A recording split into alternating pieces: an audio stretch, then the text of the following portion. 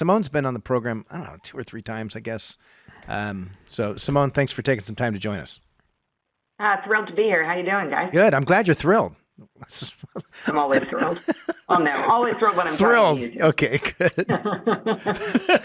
So you are by training, formal training, you're an attorney, but you spend most of your career helping higher net worth folks minimize taxes, do the right kind of planning, and some advanced strategies with their, oftentimes, the family business, et cetera, right?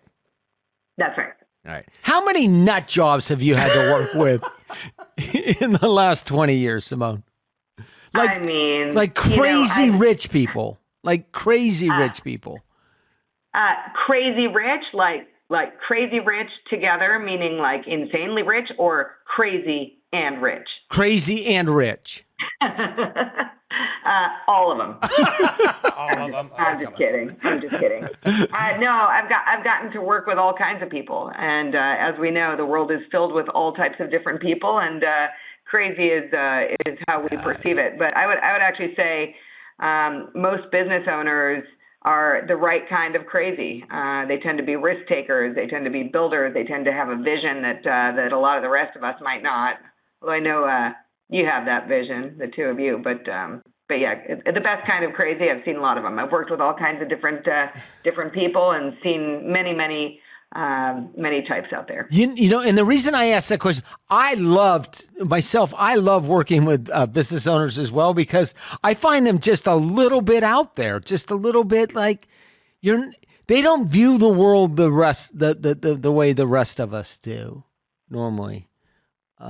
Well, they're normally not rule followers in the sense that they typically weren't the best students in growing up in high school. That went to the top schools. Check. Right? Those go into leadership management, and oftentimes business owners they do things a little bit differently. And oftentimes they weren't that excited about formal education and didn't go to the top school. Sometimes they did, but oftentimes not. And as I'm sure you can attest to that, Simone.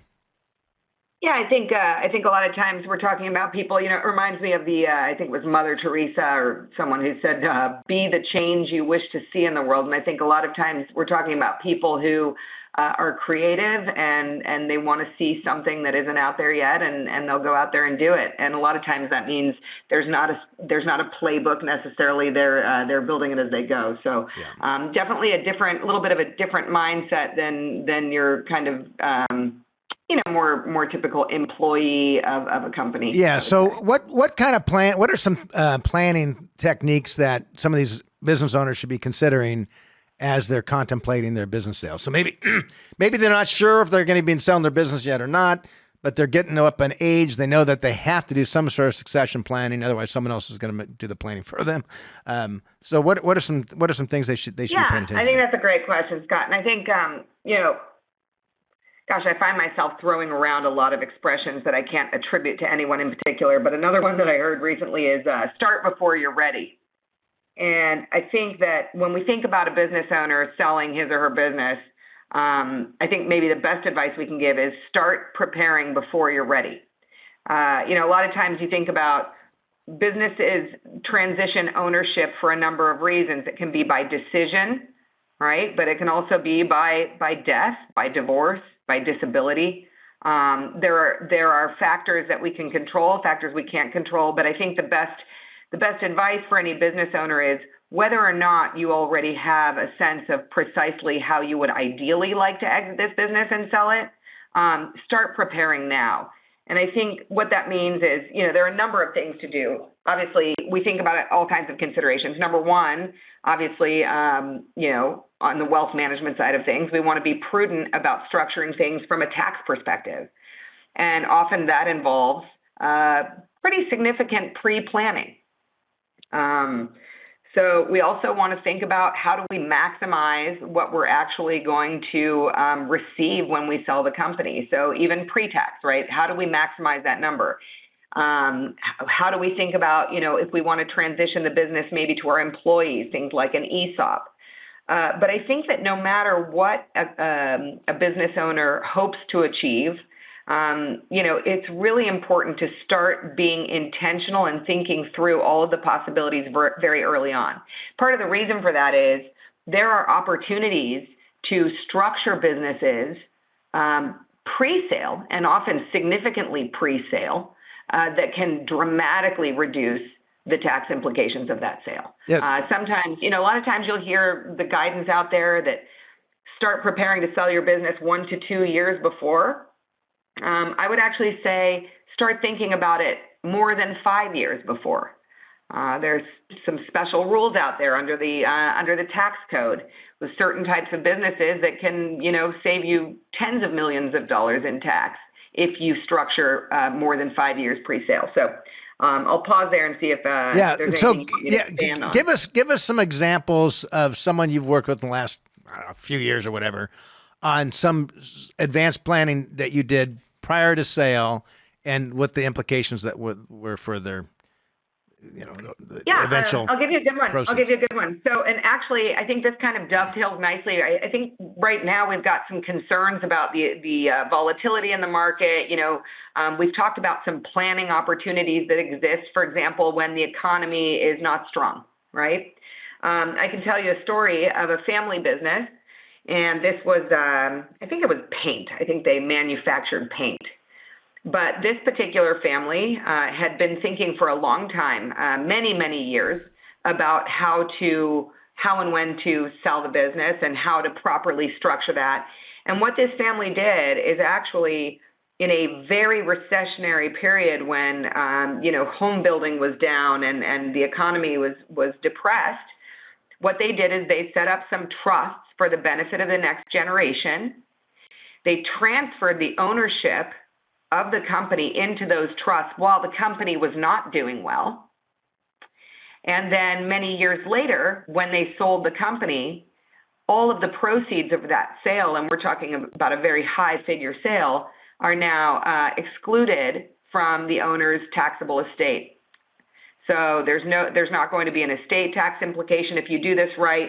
This is an invisible transaction for income tax purposes. So that would be one example. So they used up their unified credit, right? Part of it, yeah. Or part of it. That's just the amount that we can transfer at our death or while we're alive without any estate or gift tax. But they did it in a place in the economy which was super favorable to them. That's right. Super favorable. Yeah, and you might have a business right now, something similar. The hard thing, though, Simone, is to actually do it in a time like that because we don't know what the future is going to be, and you're thinking... Well, this is where the pre-planning comes in, Scott. So, when we said not 1 to 2 years, but let's start thinking 5, 10 years before. And the reason why is we know that the economy is cyclical. And so if we have, just like with investing, if we have a long enough horizon, our opportunities are going to be better. So, I think some advice to business owners, all business owners who are contemplating an exit at any time is, number one, get a valuation done of your business. This is one of the first things we tell business owners to do. Go out there, find an accounting firm, a CPA firm, a business valuations firm, and obtain a valuation so that you know what that business is actually worth at this present time. Again, a valuation during a down market is really great for transferring assets out of your taxable estate. It's incredible. Right? So there are a lot of reasons, but we always say, no matter what you're doing, prior to a business sale, you want to have a valuation because that allows you to undertake whatever type of estate and trust and tax planning you need to do. But that's you need to have that in hand. Another thing that we would tell business owners is, look, a business owner is generally focused on one thing, and that is their business, right? I mean, we see a lot of dedication. We see a lot of, sleepless nights and people pouring their lives into these businesses. But sometimes, you're so head down in the business that you're not thinking about, you're thinking about now, you're thinking about the future state of the business. Most business owners actually aren't thinking about their own personal enrichment. They're thinking about the business. But what we want to say is, okay, make sure you surround yourself with advisors.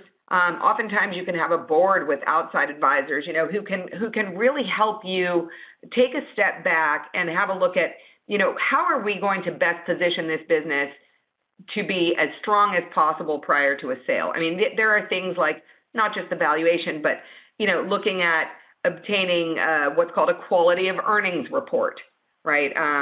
Really arm yourself as the business owner with the best information that you can about your business so that you're well positioned to negotiate, when you're ready to engage in the sale process. And Simone, this is my general view of this. I have a number of friends that own businesses, some quite successful.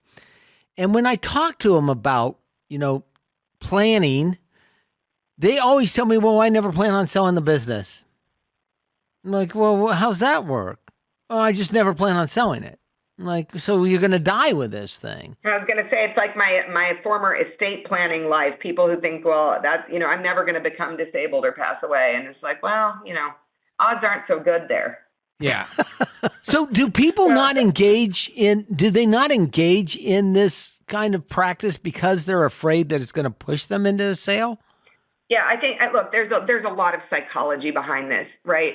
There's a lot of psychology behind this. I think by nature, and I always hate to make generalizations, okay? But by nature, business owners, entrepreneurs like to be in control, right? They like to be in control. And in fact, in many ways, I mean, I could get super philosophical about this, but in many ways, when we're building something, it's the opposite of thinking about, decay or death or anything. We want to build, we want to move forward. We're in growth mode, right? And it's keeping us very much alive.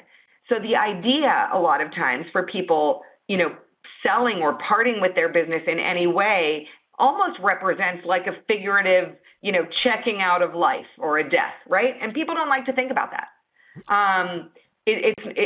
But I think what we really need to be mindful of is, look, I think I mentioned it earlier. There are, whether we like it or not, there are circumstances in this life that are beyond our control.